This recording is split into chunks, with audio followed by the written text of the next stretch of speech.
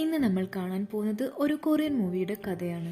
5 കള്ളന്മാർ ചേർന്ന് ഒരു കുട്ടിയെ തട്ടിക്കൊണ്ടു പോവുകയാണ്. ശേഷം ആ കുട്ടിയെ അവർ തന്നെ വളർത്തേണ്ടി വരികയാണ്. കള്ളന്മാരെ കുറിച്ച് പറയുകയാണെങ്കിൽ 5 പേർക്കും വ്യത്യസ്തമായ കഴിവുകളാണ്. ഒരാൾ നന്നായി ഗൺ ഉപയോഗിക്കും, മറ്റൊരാൾ നന്നായി ഫൈറ്റ് ചെയ്യും, ഒരുത്തൻ നന്നായി ഡ്രൈവ് ചെയ്യും, മറ്റൊരാൾക്കാണെങ്കിൽ ഒരു പ്ലാൻ വ്യക്തമായി രൂപീകരിക്കാൻ കഴിയും. അങ്ങനെ തന്റേതായ മേഖലയിൽ നല്ല കഴിവുള്ള ആ 5 പേരും അവരുടെ കഴിവുകൾ മുഴുവൻ ഈ കുട്ടിക്കായി പറഞ്ഞു കൊടുക്കാണ്.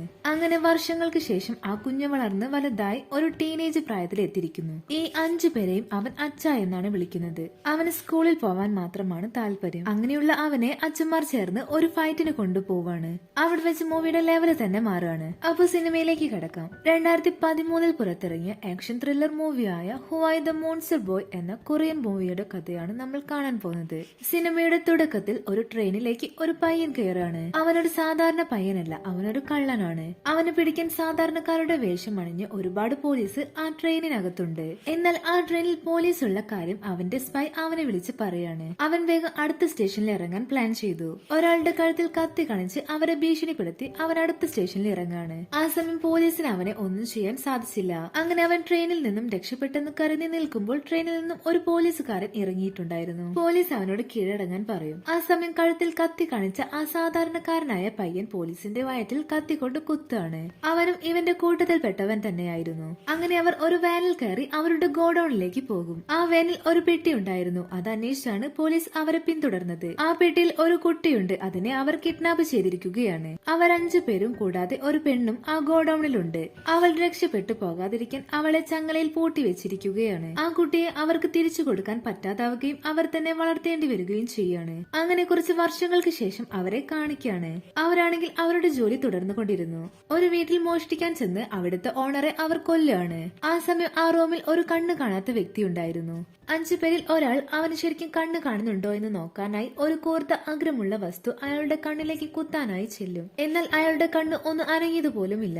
അയാൾക്ക് കണ്ണ് കാണാൻ പറ്റില്ല എന്ന് മനസ്സിലാക്കി അവർ അയാളെ വെറുതെ വിടും. പിന്നെ കാണിക്കുന്നത് ഹുവായിയാണ്. അവൻ വളർന്ന് വലുതായി ഒരു ടീനേജ് പ്രായത്തിൽ എത്തിയിരിക്കുകയാണ്. അവന്റെ ഗേൾ ഫ്രണ്ടിനോട് അവന്റെ ഇഷ്ടം പറയാനായി അവൻ പലവട്ടം ശ്രമിക്കുന്നുണ്ടെങ്കിലും അവൻ അത് പറ്റുന്നുണ്ടായിരുന്നില്ല. അങ്ങനെ സ്കൂൾ വിട്ട് വീട്ടിലേക്ക് വരുന്ന വഴി ഒരു സ്ഥലത്തെത്തുമ്പോൾ അവന് വല്ലാത്ത ഭയം തോന്നും. എന്തെന്ന് വെച്ചാൽ ചെറുപ്പം തൊട്ടേ ഒരു രൂപം അവന്റെ അടുത്തേക്ക് വരുന്നതായി അവന് തോന്നാറുണ്ട്. എന്നാൽ ഇപ്പോഴും ആ ഭയം അവന് മാറിയിട്ടില്ല. അങ്ങനെ അവൻ വീട്ടിലെത്തും. ആ 5 പേരും അവനെ സ്വന്തം മകനെ പോലെയാണ് കാണുന്നത്. കൂടാതെ ആ ഗോഡൌണിൽ ഉണ്ടായ സ്ത്രീയെ അവൻ അമ്മയെന്നാണ് വിളിക്കുന്നത്. എന്നാൽ ഇവനെ ചെറുപ്രായത്തിൽ ഇവിടേക്ക് തട്ടിക്കൊണ്ടുവന്നതാണെന്ന് അവൻ അറിയില്ലായിരുന്നു. ഈ 5 പേരുടെയും ഓരോ കഴിവുകൾ ഓരോന്നായി ഈ പയ്യന് അവർ പറഞ്ഞു കൊടുക്കുന്നുണ്ട്. നന്നായി ഷൂട്ട് ചെയ്യാനും നന്നായി എങ്ങനെ ഡ്രൈവ് ചെയ്യാമെന്നും അത്യാവശ്യം വേണ്ട നോളജും ഒരു പ്ലാൻ എങ്ങനെ കറക്റ്റായി രൂപീകരിക്കാമെന്നും അവർ അവന് പറഞ്ഞു കൊടുക്കുന്നു. അങ്ങനെ പോലീസിന് അവരുടെ അടുത്തെത്താനായി ഒരു വഴി തെളിയാണ്. എന്താണെന്ന് വെച്ചാൽ ആ കൊലപാതകം നടന്ന വീട്ടിൽ ഉണ്ടായിരുന്ന കണ്ണ് കാണാത്ത വ്യക്തിക്ക് കണ്ണ് കാണാൻ പറ്റുമെന്ന് പോലീസ് കണ്ടെത്താണ്.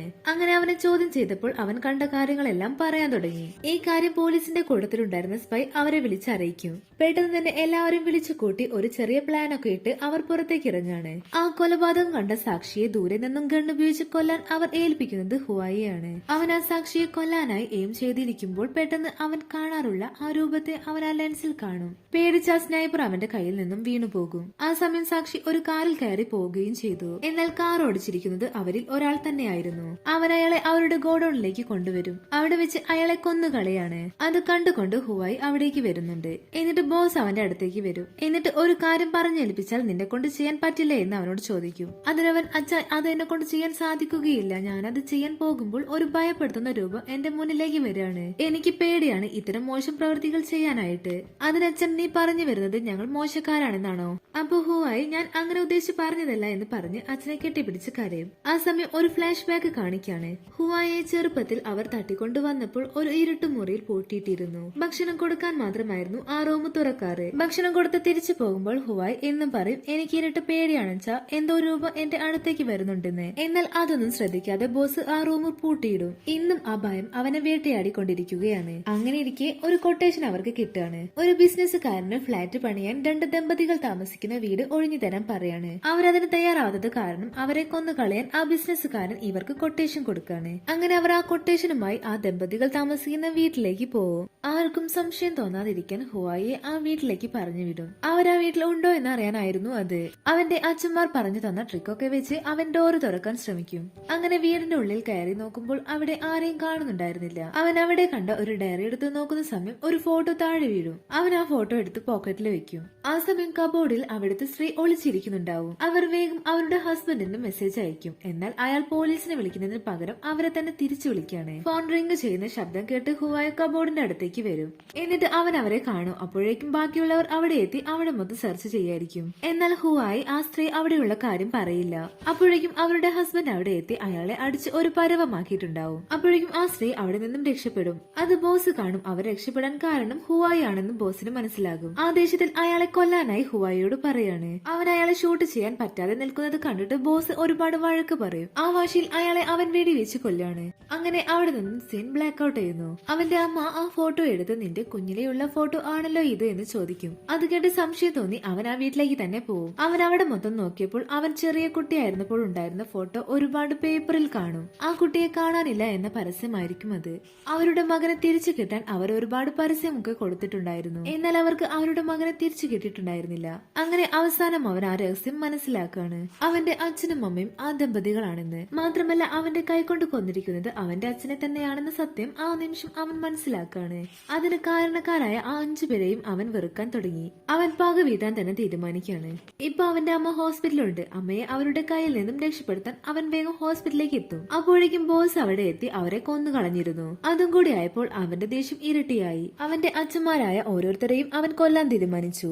അവനെ ഭയപ്പെടുത്തുന്ന ആ രൂപം അവന്റെ തൊട്ടു മുന്നിലെത്തിയിട്ടും അവൻ ഭയക്കാതെ അതിനെ തുറിച്ചു നോക്കി നിന്നു. പതിയെ ആ രൂപം മാഞ്ഞു പോവുകയും അവന്റെ ഭയം ഇല്ലാതാവുകയും ചെയ്യാണ്. അങ്ങനെ അവൻ ബോസിന്റെ അടുത്ത് ചെല്ലും. എന്നിട്ട് എന്തിനാണ് 14 വർഷങ്ങൾക്ക് മുമ്പ് എന്നെ തട്ടിക്കൊണ്ടുവന്നതെന്ന് ചോദിക്കും. അതും എന്റെ അച്ഛനെ എന്റെ കൈകൊണ്ട് തന്നെ കൊല്ലാൻ പറഞ്ഞത് എന്തിനു വേണ്ടിയായിരുന്നെന്ന് ഹുവായ് ചോദിക്കാണ്. അപ്പൊ ഒരു ഫ്ലാഷ് ബാക്ക് കാണിക്കാണ്. ബോസിന്റെ ചെറുപ്പകാലം. ബോസ് വളർന്നത് ഒരു ഓർഫണേജിലായിരുന്നു. അവിടെ ഉണ്ടായിരുന്ന ഒരു പയ്യൻ ബോസിനെ ഒരു ഇരുട്ട് മുറിയിൽ പൂട്ടിയിട്ടിരുന്നു. അവിടെ വെച്ച് ഹുവായ് കാണുന്ന പോലെ പല രൂപങ്ങൾ അവൻ കാണാൻ തുടങ്ങിയിരുന്നു. എന്തൊക്കെ ചെയ്തിട്ടും അതിൽ നിന്നും രക്ഷപ്പെടാൻ ബോസിന് സാധിച്ചിരുന്നില്ല. അവൻ അതിന് പ്രതികാരം ചെയ്യാണ്. ആ പയ്യൻ ഹുവായുടെ അച്ഛനായിരുന്നു. അതിന് പ്രതികാരം ചെയ്യാനാണ് അവന്റെ മകനെ തട്ടിക്കൊണ്ടുപോയി റൂമിൽ പൂട്ടിയിട്ടത്. എന്നാൽ അവനെ മകനെ പോലെ സ്നേഹിക്കാൻ തുടങ്ങിയതിനു ശേഷമാണ് ബോസ് ആ ഭയത്തിൽ നിന്നും അവനെ മോചിപ്പിക്കാൻ തീരുമാനിച്ചത്. അതിനുവേണ്ടിയാണ് ഒരാളെ കൊല്ലാൻ ബോസ് അവനെ നിർബന്ധിച്ചത്. എന്നാൽ അത് അവന്റെ അച്ഛനാണെന്നുള്ള കാര്യം ബോസ് മറന്നിരുന്നു. എന്തൊക്കെ പറഞ്ഞാലും അവന്റെ ഉള്ളിലെ പക മറക്കാൻ അവനെ കൊണ്ട് സാധിച്ചില്ല. അവന്റെ കയ്യിലെ ഗണ്ണ് വെച്ച് ബോസിനെ വെടിവെച്ച് കൊല്ലാണ്. എന്നാൽ ബോസിന്റെ കയ്യിൽ ഒരു ഗണ്ണുണ്ട്. അത് വെച്ച് ബോസിനെ അവനെ ഷൂട്ട് ചെയ്യാമായിരുന്നു. എന്നാൽ ബോസ് അത് ചെയ്യാതെ അവനെ നോക്കി ചിരിച്ചുകൊണ്ട് മരിക്കാണ്. ആ സമയം മറ്റെല്ലാരെക്കാളും അവനെ സ്നേഹിച്ചിരുന്നത് ബോസ് ആയിരുന്നെന്ന് അവൻ മനസ്സിലാക്കാണ്. എല്ലാറ്റിനും കാരണക്കാരനായ ആ ബിസിനസ്സുകാരനെ വെറുതെ വിടാൻ ഹുവായ് തീരുമാനിച്ചിരുന്നില്ല. അയാളുടെ ഒരു ഇനാഗ്രേഷൻ ചടങ്ങിൽ വെച്ച് തന്നെ സ്നൈപ്പർ ഉപയോഗിച്ച് ഹുവായ് അയാളെ കൊന്നുകളയാണ്. ശേഷം അവൻ ആ സ്നൈപ്പർ ഒരു വയലിൻ ബോക്സിൽ വെച്ച് ആൾക്കൂട്ടത്തിലൂടെ കൂളായി നടന്നു പോവാണ്. അപ്പൊ അവിടെ വെച്ച് ഈ സിനിമ അവസാനിക്കാണ്. അപ്പൊ വീഡിയോ ഇഷ്ടമായ ലൈക്ക് ചെയ്ത് ചാനൽ സബ്സ്ക്രൈബ് ചെയ്യാൻ മറക്കല്ലേ.